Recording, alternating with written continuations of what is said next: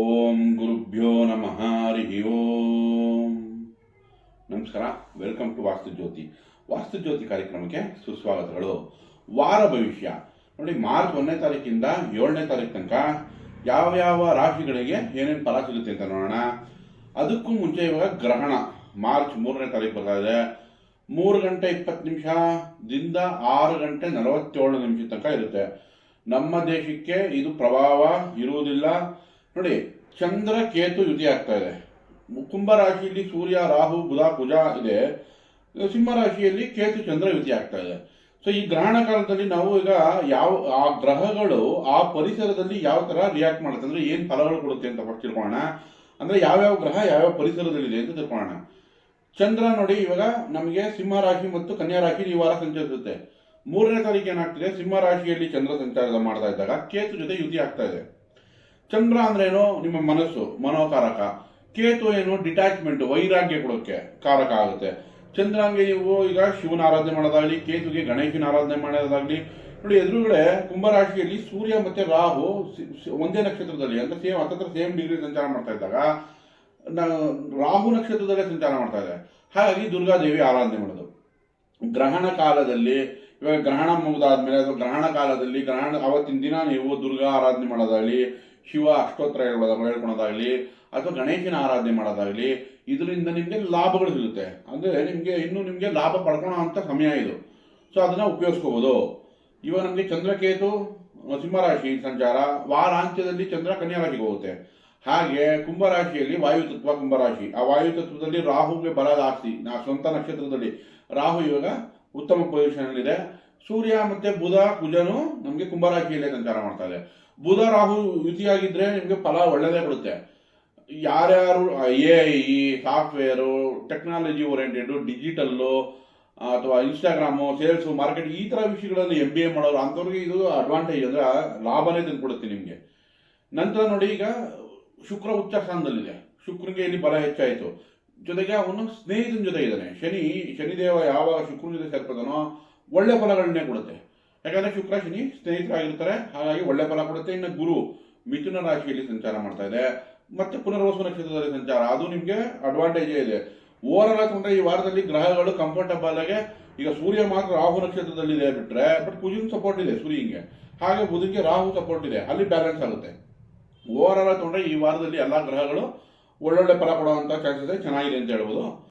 ಧನುರ್ರಾಶಿ ನೋಡಿ, ಧನುರ್ರಾಶಿಗೆ ಭಾಗ್ಯದಲ್ಲಿ ನಿಮಗೆ ಗ್ರಹಣ ಅಂದ್ರೆ ಸಿಂಹರಾಶಿ ನಡೀತಾ ಇರೋದ್ರಿಂದ ರಾಶ್ಯಾದೀಪ ನಿಮಗೆ 3ನೇ ಮನೆಯಲ್ಲೇ ಇದೆ. ಸೊ ನಮಗೆ ಈ ಧನುರಾಶಿಯವರಿಗೆ ನಿಮ್ಮ ರಾಶಿ ಮೇಲೆ ನಿಮ್ಮ ರಾಶ್ಯಾದೀಪ ಉರುವುದು ದೃಷ್ಟಿ ಬಿದ್ದಿದೆ. ಸೊ ಹಾಗಾಗಿ ಭಾಗ್ಯದಲ್ಲಿ ನಡೀತಿದ್ರು ಅಂತ ನೆಗೆಟಿವ್ ಇಲ್ಲ, ಬಟ್ ಆದರೂ ಭಾಗ್ಯದಲ್ಲಿ ನಡೀತಿರೋದ್ರಿಂದ ತಂದೆ ಆರೋಗ್ಯದಲ್ಲಿ, ತಾಯಿ ಆರೋಗ್ಯದಲ್ಲಿ ಎಚ್ಚರಿಕೆ ವಹಿಸಬೇಕು.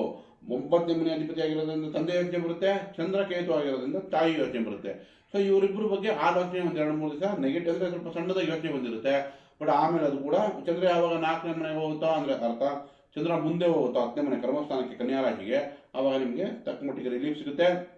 10ನೇ ಮನೆಯಲ್ಲಿ ಚಂದ್ರ ಕೂಡ ನಿಮಗೆ ಕೆಲಸ ಕಾರ್ಯಗಳಲ್ಲಿ ಮತ್ತೆ ಹೊಸ ಉರುಪು ಉತ್ಸಾಹ ವಾರಾಂತ್ಯದಲ್ಲಿ ಅಂದ್ರೆ 4ನೇ ತಾರೀಕು 5ನೇ ತಾರೀಕಿಂದ ನಿಮಗೆ ಕೊಡಕ್ಕೆ ಶುರು ಮಾಡುತ್ತೆ. 3ನೇ ಮನೆಯಲ್ಲಿ ಸೂರ್ಯ ರಾಹು ಬುಧ ಇವರುಗಳೆಲ್ಲ, ಬುಧ ಒಬ್ಬ ಸ್ವಲ್ಪ ಸಣ್ಣದಾಗಿ ವಿದ್ಯಾಭ್ಯಾಸದಲ್ಲಿ ಹಿನ್ನಡೆ ಕೊಡಬಹುದು. ಧನುರಾಶಿಯವರಿಗೆ 3ನೇ ಮನೆಯಲ್ಲಿ ಬುಧ ಸ್ವಲ್ಪ ನಿಧಾನ ಮಾಡಬಹುದು ವಿದ್ಯಾಭ್ಯಾಸದಲ್ಲಿ, ಅಥವಾ ಪತಿ ಪತ್ನಿಯಲ್ಲಿ ಮಿಸ್ಅಂಡರ್ಸ್ಟ್ಯಾಂಡಿಂಗ್, ಭಿನ್ನಾಭಿಪ್ರಾಯಗಳು ಕೊಡ್ಬೋದು. ಕರ್ಮಾಧಿಪನೂ ಬುಧನೇ ಆಗಿರೋದ್ರಿಂದ ಕೆಲಸದಲ್ಲೂ ಸ್ವಲ್ಪ ಮಿಸ್ಅಂಡರ್ಸ್ಟ್ಯಾಂಡಿಂಗ್ ಕೊಡ್ಬೋದು. ಬಟ್ ಆದ್ರೂ ಕೂಡ ಸೂರ್ಯ ರಾಹು ಕುಜ 3 ಜನನು ಪ್ರಾಪರ್ಟಿ ವಿಷಯದಲ್ಲಾಗಲಿ, ಅಣ್ಣ ಸಹಾಯ ಇರ್ಬೋದು, ಎಲ್ಲಾ ರೀತಿಯಲ್ಲೂ ಅವರು ಶುಭ ಕೊಡುತ್ತೆ. ಅಂದ್ರೆ ನಿಮ್ಗೆ ಕೆಲಸ ಕಾರ್ಯಗಳು ಆಗ್ಬಿಡುತ್ತೆ, ಮಾಡ್ಕೊಡ್ತಾರೆ. ಹಾಗಾಗಿ ಈಗ ನಮ್ಗೆ ಇಲ್ಲಿ ಭಾಗ್ಯದಲ್ಲಿ ಚಂದ್ರ ಕೇತು ಇರೋದ್ರಿಂದ ಶಿವ ಆರಾಧನೆ ಮಾಡಿ, ಬೀದಿನಾಯಿಗೆ ಆಹಾರ ಕೊಡಿ, ಕೇತು ಶಾಂತಿ ಅಗತ್ಯ. ಗಣೇಶನ ಆರಾಧನೆ ಮಾಡೋದ್ರಿಂದ ಕೇತು ಪರಿಹಾರ ಆಗುತ್ತೆ. ಅರ್ಧಾಷ್ಟಮ ಶನಿ ನಡೀತಾ ಇದೆ ನೋಡಿ. 4ನೇ ಮನೆ ಶುಕ್ರ ನಿಮಗೆ 11ನೇ ಮನೆ ಅಧಿಪತಿ, 6ನೇ ಮನೆ ಅಧಿಪತಿ. ಯಾವಾಗ ಉಚ್ಚ ಸ್ಥಾನಕ್ಕೆ ಹೋಗುತ್ತೋ ಕೆಲಸ ಕಾರ್ಯಗಳಿಗೆ ಚೆನ್ನಾಗಿದೆ, ಫ್ಲಾಟು ವಾಹನ ಖರೀದಿ ಮಾಡಕ್ಕೆ ಚೆನ್ನಾಗಿದೆ. ಈ ವಾರ ಅಥವಾ ಈ ತಿಂಗಳಲ್ಲಿ ನಿಮಗೆ ವಾಹನ ಖರೀದಿ ಅಥವಾ ಪ್ರಾಪರ್ಟಿಗೆ, ಹೊಸ ವಸ್ತುಗಳು ಖರೀದಿಗೆ ಎಲ್ಲದಕ್ಕೂ ತುಂಬ ಚೆನ್ನಾಗಿದೆ. ಆದರೆ ಅರ್ಧಾಷ್ಟಮ ಶನಿ ಏನಾದರೂ ಒಂದು ಮಾನಸಿಕ ಒತ್ತಡ ಕೊಟ್ಟಿರುತ್ತೆ.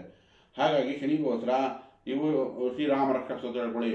ಶ್ರೀರಾಮ ರಾಮ ರಾಮೇತಿ ರಮೇ ರಾಮೇ ಮನೋರಮೇ ಸಹಸ್ರನಾಮ ತತ್ತುಲ್ಯಂ ಶ್ರೀರಾಮನಾಮ ವರಾನನೆ. ಇದೊಂದು ದಿನನಿತ್ಯ ಇನ್ನೊಂದು ವರ್ಷ ಕಾಲ ಹೇಳ್ಕೊಳೋದ್ರಿಂದ ಮಾನಸಿಕ ಶಕ್ತಿನೂ ಬರುತ್ತೆ, ಹೊಸ ಉತ್ಸಾಹನೂ ಇರುತ್ತೆ, ಕೆಲಸ ಕಾರ್ಯಗಳಲ್ಲಿ ಅನುಕೂಲನೂ ಆಗುತ್ತೆ. ಸೊ ಓವರ್ ಆಲ್ ತೊಗೊಂಡ್ರೆ ಧನುರಾಶಿಯವರಿಗೆ ನಮಗೆ ಮಿಶ್ರ ಫಲ ಈ ವಾರದಲ್ಲಿ ಅಂತ ಹೇಳ್ಬೋದು, ಒಳ್ಳೆಯದಾಗಲಿ.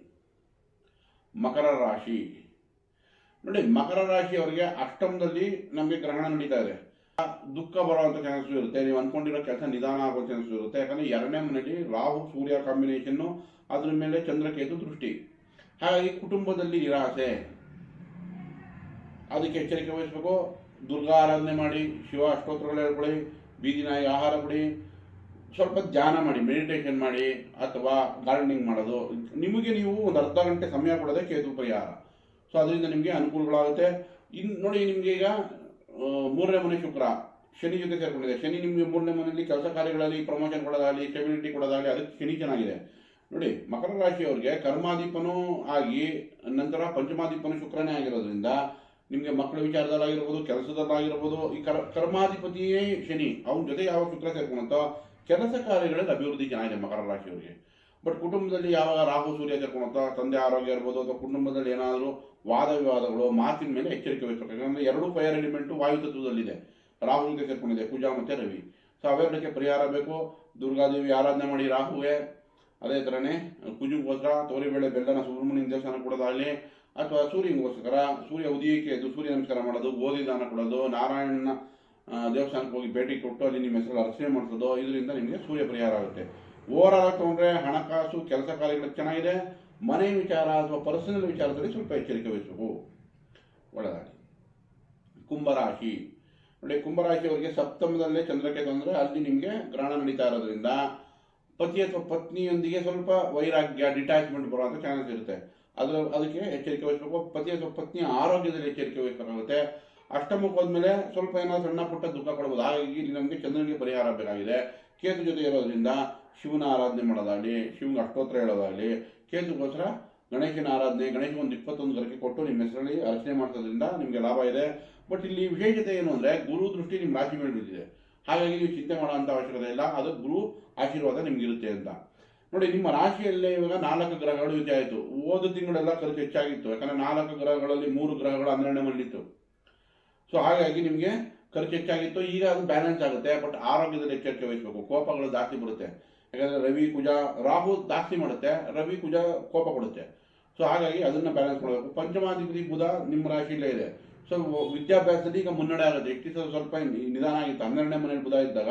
ಸೊ ಈ ವಾರದಲ್ಲಿ ಸ್ವಲ್ಪ ಚಟುವಟಿಕೆ ಮತ್ತೆ ಸ್ಟಾರ್ಟ್ ಆಗುತ್ತೆ, ವಿದ್ಯಾಭ್ಯಾಸಕ್ಕೆ ಅನುಕೂಲ ಮಾಡಿಕೊಡುತ್ತೆ. ಇನ್ನು ಶುಕ್ರ 2ನೇ ಮನೆ ನೋಡಿ, 4ನೇ ಮನೆ ಅಧಿಪತಿ ಶುಕ್ರ, ಭಾಗ್ಯಾಧಿಪತಿ ಶುಕ್ರ. ಸೊ ಹಾಗಾಗಿ ನಿಮ್ಗೆ 2ನೇ ಮನೆಯಲ್ಲಿ ಉಚ್ಚ ಸ್ಥಾನಕ್ಕೆ ಹೋದಾಗ ಹಣಕಾಸಿನ ಚಿಂತೆ ಕಡಿಮೆ ಆಗುತ್ತೆ. ಶನಿ ಫ್ರೆಂಡ್ಸ್ ಜೊತೆನೇ ಬಂದು ಸೇರ್ಕೊಂತು. ಯಾವಾಗ ಸ್ನೇಹಿತರ ಜೊತೆ ಶುಕ್ರ ಸೇರಿ ಉಚ್ಚ ಸ್ಥಾನದಲ್ಲಿದೆಯೋ ಹಣಕಾಸು ಚೆನ್ನಾಗುತ್ತೆ, ಆರೋಗ್ಯ ವೃದ್ಧಿ ಮಾಡುತ್ತೆ. ನೋಡಿ ಈಗ ಯಾಕಂದರೆ ಭಾಗ್ಯಾಧಿಪ ಆಗುತ್ತೆ ಶುಕ್ರ. ಯಾವಾಗ ಉಚ್ಚ ಸ್ಥಾನ 2ನೇ ಮನೇಲಿ ಇದೆಯೋ ಶನಿ ಜೊತೆ ಸೇರ್ಕೊತೋ, ನಿಮ್ಮ ರಾಶಿಯಾಧಿಪತಿ ಜೊತೆ ಸೇರ್ಕೊತೋ. ಸೊ ಆರೋಗ್ಯದಲ್ಲಿ ಸ್ವಲ್ಪ ವೃದ್ಧಿ ಮಾಡುತ್ತೆ ಈಗ. ಬಟ್ ಆದರೂ 7.5 ಇದ್ದೀರಾ ಕೊನೆಯ ಭಾಗದಲ್ಲಿ. ಹಾಗಾಗಿ ಶನಿ ಶಾಂತಿ ಅಗತ್ಯ. ರಾಮರಕ್ಷಾ ಸ್ತೋತ್ರ ಹೇಳ್ಕೊಳ್ಳಿ, ಇಲ್ಲ ಹನುಮಾನ್ ಚಾಲೀಸ ಹೇಳ್ಕೊಳ್ಳಿ. ನೀಲಾಂಜನ ಸಮಾಭಾಸಂ ರವಿಪುತ್ರೇಮಾಗ್ರಜಂ ಛಾಯಾ ಮಾರ್ತಾಂಡ ಸಂಭೂತಂ ತಂ ನಮಾಮಿ ಶನೇಶ್ವರಂ. ಇದನ್ನ ಒಂದು 21 ಬಾರಿ ಹೇಳ್ಕೊಳೋದ್ರಿಂದ ಖಂಡಿತ ನಿಮಗೆ ಶನಿ ಆಶೀರ್ವಾದ ಸಿಗುತ್ತೆ. ಸ್ವಲ್ಪ ನಿಮಗೆ ಆರೋಗ್ಯದ ಕಡೆ ಗಮನ ಕೊಡಿ. ಇನ್ನು ಬೇರೆ ರೀತಿಯೆಲ್ಲ ಇಂಪ್ರೂವ್ಮೆಂಟ್ ಚೆನ್ನಾಗುತ್ತೆ. ಆರೋಗ್ಯಕ್ಕೂ ಕೂಡ ಶುಕ್ರ ಈಗ ಉಚ್ಚ ಸ್ಥಾನದಲ್ಲಿರೋದ್ರಿಂದ ಭಾಗ್ಯಾಧಿಪತಿ ಆಗಿದೆ, ನಿಮ್ಮ ರಾಶಿಯಾಧಿಪತಿ ಸೇರ್ಕೊಂಡ್ರಿಂದ ಆರೋಗ್ಯ ವೃದ್ಧಿನೂ ಆಗುತ್ತೆ. ಪತಿ ಪತ್ನಿಯ ಆರೋಗ್ಯದ ಕಡೆ ಅಥವಾ ವ್ಯಾಪಾರ ಬಿಸ್ನೆಸ್ ಪಾರ್ಟ್ನರು ಈ ವಿಷಯದಲ್ಲಿ ಸ್ವಲ್ಪ ಬೇಜಾರಾಗ್ಬೋದು. ಅದಕ್ಕೆ ಪರಿಹಾರ ಮಾಡ್ಕೊಳ್ಳಿ, ಒಳ್ಳೆಯದಾಗಿ. ಮೀನರಾಶಿ ನೋಡಿ, ಮೀನರಾಶಿಯವರಿಗೆ 6ನೇ ಮನೆಯಲ್ಲಿ ಚಂದ್ರಕೇತು ಯುತಿ ಆಗ್ತಿದೆ. ಕೇಂದ್ರ 4ನೇ ಮನೆಯಲ್ಲಿ ಗುರು ಇದೆ.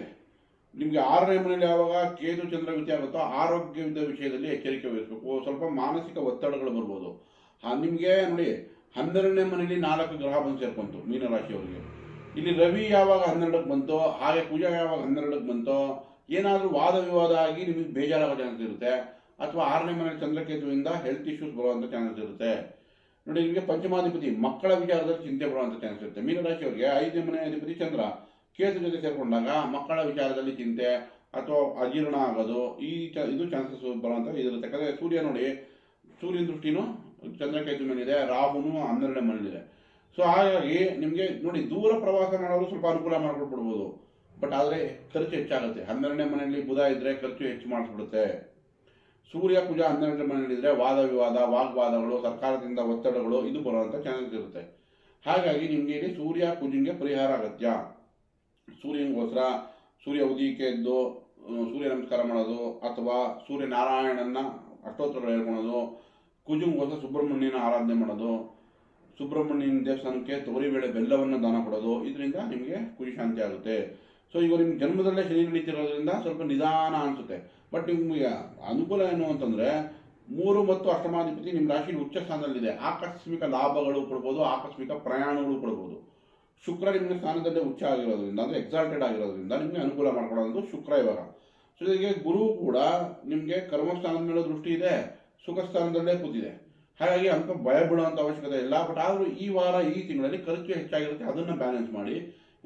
ಒಟ್ಟಾರೆ ತೊಗೊಂಡ್ರೆ ಮಿಶ್ರ ಫಲ ಅಂತ ಹೇಳ್ಬೋದು. ಒಳ್ಳೆಯದಾಗಲಿ. ದಯವಿಟ್ಟು ಈ ವಿಡಿಯೋ ಇಷ್ಟ ಆಗಿದ್ದಲ್ಲಿ ಲೈಕ್ ಮಾಡಿ, ಶೇರ್ ಮಾಡಿ, ಸಬ್ಸ್ಕ್ರೈಬ್ ಮಾಡಿ. ಧನ್ಯವಾದಗಳು. ಹೋಳಿ ಹಬ್ಬ ಬರ್ತಾ ಇದೆ. ದಯವಿಟ್ಟು ಕೆಮಿಕಲ್ ಕಲರ್ ಬಿಟ್ಟು ಬಯೋಡಿಗ್ರೇಡಬಲ್ ಅಂದರೆ ಪ್ರಕೃತಿಗೆ ಅನುಗುಣವಾಗಿರುವಂಥ ಕಲರ್ ಯೂಸ್ ಮಾಡಿ ಹೋಳಿ ಆಡಿ. ಒಳ್ಳೆಯದಾಗಲಿ. ಧನ್ಯವಾದ.